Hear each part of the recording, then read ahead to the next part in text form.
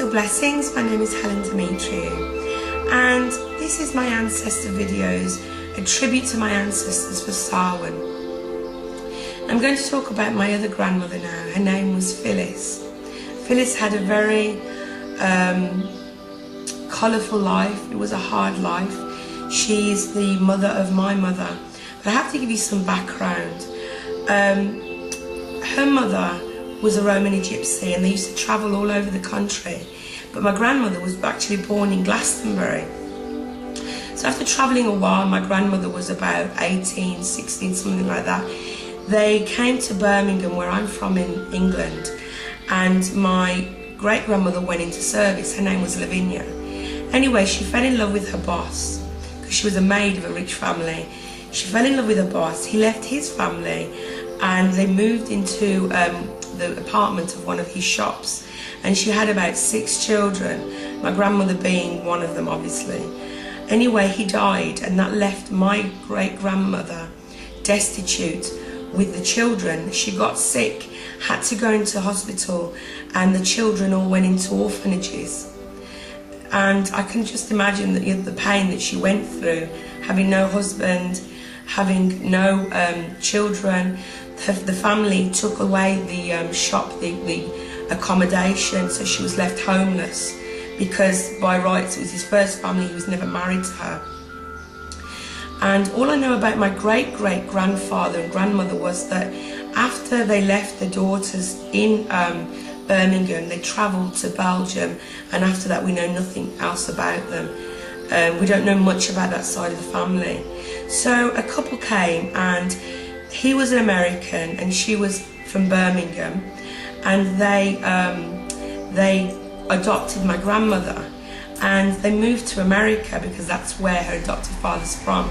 He was an Irish American, and they moved to Fort Worth, Texas, and they were picking cotton. They was doing the hard labor, and my adopted great-grandmother couldn't stay there because she couldn't cope with the inequality with the African Americans. Like she kept getting into trouble because she'd see the African Americans treated so badly that she would stick up for them, a white woman, and she had a gun to her head many times. So in the end she says to her husband, I can't stay here. I can't cope with this, of watching this treatment, and I'm going to get shot one day for sticking my oar in, as she said. So they decided to move back to Birmingham, England, and on the ship journey back, my grandmother fell down a hold and she shattered a leg. So when they got to England, she was on her back until she was about 8 years old. So this meant that her leg was shorter than the other one, and she walked with a limp, which is an insecurity she had for most of her life. Anyway, let's check the time. When she was about she was about 40.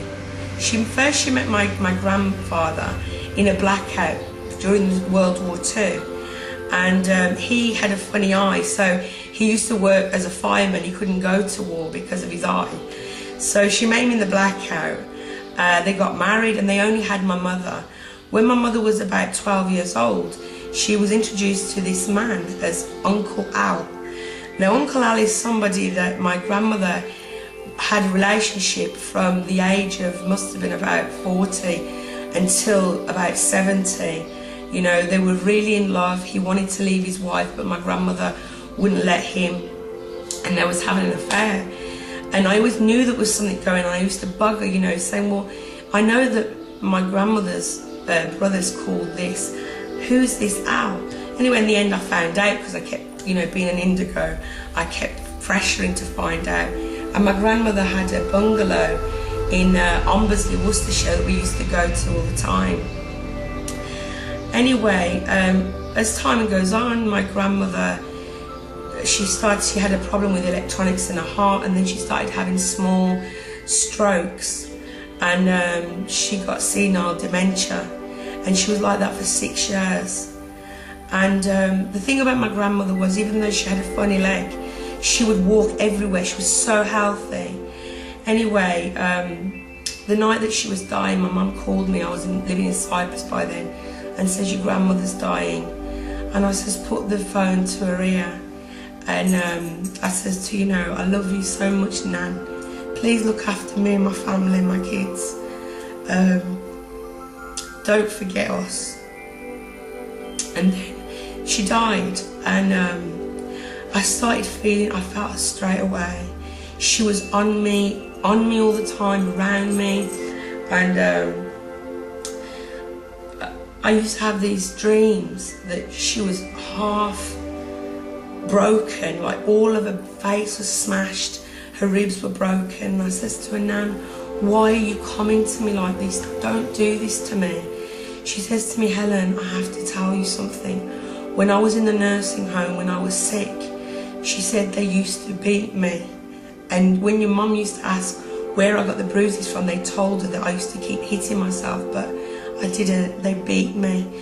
She says, you won't be able to prove it, but I just want someone to know what they did to me in that place.